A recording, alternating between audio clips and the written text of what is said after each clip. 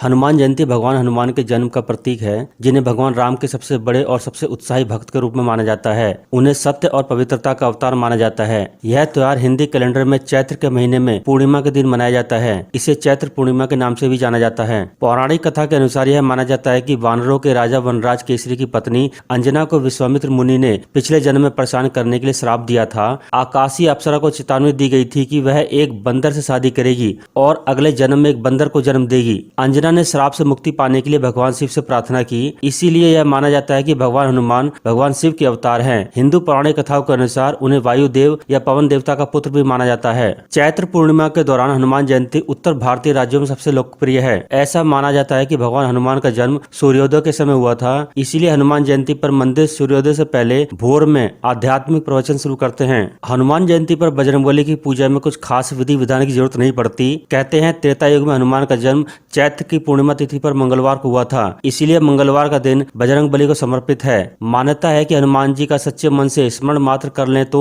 वह अपने भक्तों के सर पर आने वाली तमाम तरह के कष्टों और परेशानियों को दूर कर देते हैं। हनुमान जी के बारे में तुलसीदास लिखते हैं कि संकट कटे मिटे सब पीरा, जो सुमरे हनुमत बलबीरा। यानी हनुमान जी में हर तरह के कष्ट को दूर करने की क्षमता है। जयंती और जन्मोत्सव दोनों में अत्यधिक अंतर है। इसे सही तरीके से उपयोग लेना चाहिए। डिक्शनरी और व्याकरण के अनुसार दोनों ही शब्द जन्म दिवस के लिए प्रयोग किए जाते हैं, परंतु जयंती और जन्मोत्सव में सबसे बड़ा अंतर है कि एक मृत व्यक्ति के लिए प्रयोग किया जाता है जबकि दूसरा जीवित व्यक्ति के लिए, अर्थात जो लोग मर चुके हैं उनके जन्म दिवस को जयंती कहा जाता है। इसी प्रकार जो लोग जीवित हैं उनके बर्थडे को जन्मोत्सव कहा जाता है। इस प्रकार दोनों ही शब्द पूरी तरह से अलग अलग हैं। भारतीय शास्त्रों के अनुसार देवी देवता अमर माने गए हैं। संसार के समाप्त होने पर भी वे परम शिव तत्व में लीन हो जाते हैं। ऐसे में उनके जन्म दिवस को जन्मोत्सव कहा जाता है। यदि कोई ऐसा व्यक्ति है जो अब जीवित नहीं है तो उसके जन्म दिवस को जयंती कहा जाएगा। उदाहरण के लिए महात्मा गांधी जयंती, रविंद्रनाथ टैगोर जयंती। हनुमान जी को अष्ट चिरंजीवियों में एक माना गया है।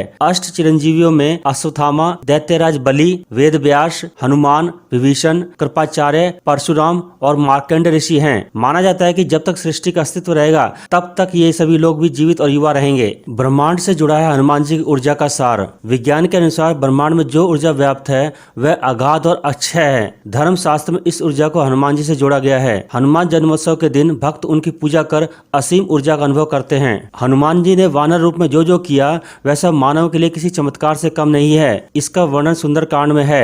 हनुमान जी की अद्भुत शक्ति, पराक्रम, बल और ऊर्जा के आगे विज्ञान और आस्था दोनों टकराने लगते हैं। हनुमान जी की अष्ट सिद्धियां और नव निधियां अपने आप में वैज्ञानिकता को समेटे हुए है। हनुमान जी के पास अधिकांश देवों की संयुक्त दिव्य शक्तियां हैं। देवताओं द्वारा सृष्टि के निर्माण में जिस दिव्य तत्व का उपयोग किया गया है उसे शास्त्रों में अंतरिक्ष धूलि मेघ के नाम से जाना जाता है, जिसे आधुनिक वैज्ञानिक कॉस्मिक डस्ट के नाम से जानते हैं। वेद जिसे अखिल ब्रह्मांड की आत्मशक्ति मानते हैं उसे ही वर्तमान में वैज्ञानिक सुप्रीम स्पिरिट के नाम से जानते हैं। हनुमान जी अजर अमर हैं। उनकी ऊर्जा का सार इस बात में समाया हुआ है कि उन्होंने स्वयं की समस्त ऊर्जा को अखिल ब्रह्मांड की ऊर्जा से जोड़ दिया है। हनुमान जी रुद्र के अंश हैं। वह रुद्र जो समस्त ब्रह्मांड का अंत और लय करते हैं। हनुमान जी को पवन पुत्र केसरी नंदन और शंकर सुवन कहा जाता है। महादेव की समस्त विभूतियां हनुमान जी की अनुगामिनी हैं। हनुमान जी सूक्ष्म विज्ञान के ज्ञाता हैं। सूर्य भगवान के तेज का 100वां भाग हनुमान जी के पास है। सूर्य को निकलते समय उन्होंने अति रूप धरकर अपने मुख में ब्रह्मांड के अनंत गहराइयों में उसे खींच लिया। हनुमान जी को काल के 9 प्रकार के वेद, 9 वेद काल का पूर्ण ज्ञान है। काल की सबसे छोटी इकाई त्रुटि और विशालतम इकाई ब्रह्मांड है। मनुष्य का दिन और रात जिसे अहोरात्र कहते हैं 24 घंटे का होता है। वहीं ब्रह्मांड ब्रह्मा जी का दिन और रात है 2 कल्पों अर्थात 8 खरब 64 अरब मानव वर्ष का होता है। 1 कल्प ब्रह्मा जी की रात्रि और 1 कल्प ब्रह्मा जी का दिन होता है। हनुमान जी किसी भी काल में प्रवेश कर सकते हैं, इसीलिए आज भी अजर और अमर हैं। हनुमान जी के पास वायुदेव से प्राप्त 49 मरुत की अद्भुत शक्तियों का संग्रह है। तुलसीदास जी ने सुंदरकांड में लिखा है, वेदों में वायु की प्रमुख 7 शाखाओं के बारे में वर्णन प्राप्त होता है। जल के भीतर जो वायु है वेद पुराणों में उसे अलग नाम दिया गया है। आकाश में स्थित जो वायु है उसका अलग महत्व है। इस प्रकार अंतरिक्ष, पाताल आदि स्थित सभी वायु का गुण और व्यवहार अलग अलग होता है। प्रभा, आवह, उद्धव, संभव, विभव, परिभव और पराभव, इन 7 प्रकार की वायु का उल्लेख होता है। ब्रह्मलोक, इंद्रलोक, अंतरिक्ष, भूलोक की पूर्व दिशा, पश्चिम दिशा, उत्तर दिशा, दक्षिण दिशा, इस तरह 7 गुणा 7 49 हुआ। सुंदरकांड में इन्हीं 49 मरुत की शक्तियों की बात की गई है। जामवंत ने जब उनको शक्तियों के बारे में याद दिलाया तो हनुमान जी ने संपूर्ण ब्रह्मांड की शक्तियों का एहसास किया। विद्वानों के अनुसार जब अवचेतन मन की शक्तियां एकत्र हो जाती हैं तो ब्रह्मांड में कुछ भी चमत्कार संभव है। ज्योतिष शास्त्र के अनुसार अगर किसी विशेष दिन हनुमान जी को चोला अर्पित किया जाता है तो व्यक्ति को संकट से निजात मिलती है। मंगलवार, शनिवार और हनुमान जन्मोत्सव के दिन हनुमान जी को चोला अर्पित करें। कहते हैं कि इस उपाय को करने से व्यक्ति के जीवन में कभी संकट नहीं आता है। वहीं चोला चढ़ाने वाले व्यक्ति के जीवन में भूत पिशाच, शनि और ग्रह बाधा, रोग शोक, कोर्ट कचहरी, कर्ज, तनाव आदि की चिंताएं दूर हो जाती हैं। अगर आप जीवन में कोई ऐसा काम करने जा रहे हैं जिसे करना आपके बस में नहीं है या फिर बहुत मुश्किल है तो इस चीज की जिम्मेदारी आप हनुमान जी को सौंप सकते हैं। इस काम के लिए मंगलवार या फिर हनुमान जन्मोत्सव के दिन हनुमान जी को पान का बीड़ा अर्पित करें। अगर आप कर्ज में डूबे हैं और उसे बाहर आना चाहते हैं तो आटे के बने दीपक में चमेली का तेल डालकर उसे बड़ के पत्ते पर रखकर जला दें।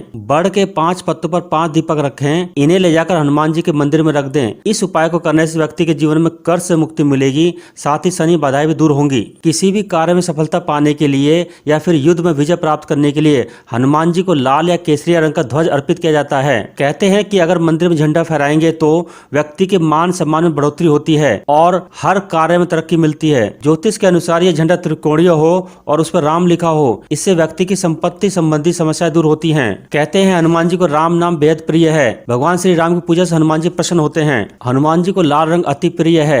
हनुमान पूजा में तुलसी का प्रयोग करना बहुत शुभ माना जाता है। आज के दिन हनुमान चालीसा का पाठ अवश्य करें। हनुमान जन्मोत्सव के दिन मांस, मदिरा या किसी प्रकार के तामसिक भोजन को नहीं करना चाहिए। हनुमान पूजा में पंचामृत और चरणामृत का प्रयोग नहीं करना चाहिए। बजरंग बली को काले चने और बूंदी सर्वाधिक प्रिय मानी जाती हैं। एक मान्यता के अनुसार एक बार माता सीता ने हनुमान जी को तुलसी का एक पत्ता खाने को दिया था, तब जाकर उनकी भूख शांत हुई थी। इसलिए बजरंग बली के भोग में तुलसी का होना बहुत जरूरी माना जाता है। उन्हें तुलसी की माला अर्पित की जाती है। हनुमान जी को अष्ट सिद्धि और 9 निधि के ज्ञाता के रूप में माना जाता है। पहली सिद्धि अनिमा है। इस सिद्धि के बल पर हनुमान जी कभी भी अति सूक्ष्म रूप धारण कर सकते हैं। इसका प्रयोग हनुमान जी ने तब किया था जब वे समुद्र पार कर लंका पहुंचे थे। इस सिद्धि का प्रयोग करके हनुमान जी ने पूरी लंका का निरीक्षण किया था। अति सूक्ष्म होने के कारण हनुमान जी के विषय में लंका के लोगों को पता तक नहीं चला था। दूसरी सिद्धि महिमा है। इस सिद्धि के बल पर हनुमान जी ने कई बार विशाल रूप धारण किया। जब हनुमान जी समुद्र पार करके लंका जा रहे थे तब बीच रास्तों में नागों की माता सुरसा ने उनका रास्ता रोक लिया। उस समय सुरसा को परास्त करने के लिए हनुमान जी स्वयं का रूप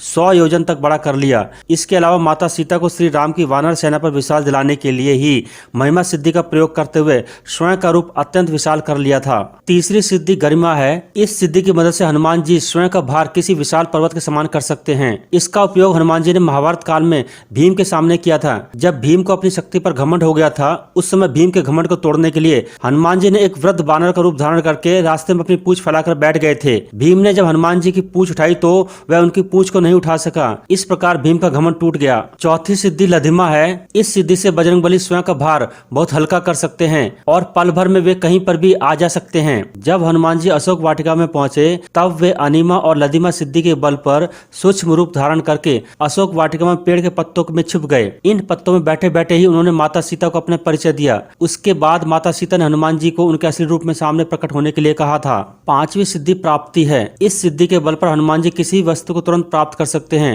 पशु पक्षियों की भाषा को समझ सकते हैं। आने वाले समय को देख सकते हैं। रामायण में सिद्धि के उपयोग से हनुमान जी ने सीता माता की खोज करते समय कई पशु पक्षियों से बातचीत की थी, जिससे वह जान सके कि माता सीता इस समय कहां पर हैं। हनुमान जी महान ज्योतिष के जानकार भी हैं। इसकी शिक्षा उनके गुरु भगवान सूर्यदेव ने उन्हें प्रदान की है। इन सब के कारण हनुमान जी ने माता सीता को अशोक वाटिका में खोज लिया था। छठी सिद्धि प्राकाम्य है। इसी सिद्धि की सहायता से हनुमान जी पाताल में भी जा सके, आकाश में उड़ सकते हैं और मनचाहे समय तक पानी में जीवित रह सकते हैं। इस सिद्धि से हनुमान जी चिरकाल तक युवा ही रहेंगे। इसके साथ ही वे अपनी इच्छा के अनुसार किसी भी देह को धारण कर सकते हैं। रामचरितमानस के अनुसार हनुमान जी ने सुग्रीव के कहने पर ब्राह्मण का रूप धारण करके भगवान राम से भेंट की थी। पराकाम्य सिद्धि से वे किसी भी वस्तु को चिरकाल तक प्राप्त कर सकते हैं। सातवीं सिद्धि ईशित्व है। इस सिद्धि के बल से हनुमान जी को दैवीय शक्तियां प्राप्त होती हैं। ईशित्व के प्रभाव से हनुमान जी ने पूरी वानर सेना का कुशल नेतृत्व किया था। साथ ही इस सिद्धि से हनुमान जी किसी मृत प्राणी को भी फिर से जीवित कर सकते हैं। आठवीं सिद्धि वशित्व है। इस सिद्धि के प्रभाव से हनुमान जी जितेंद्रिय हैं और मन पर नियंत्रण रखते हैं। वशित्व के कारण हनुमान जी किसी भी प्राणी को तुरंत ही अपने वश में कर सकते हैं। हनुमान जी के वश में आने के बाद प्राणी उनकी इच्छा के अनुसार ही कार्य करता है। इसी के प्रभाव से हनुमान जी अतुल्य बल के धाम हैं। बजरंग बली हनुमान जी की जय।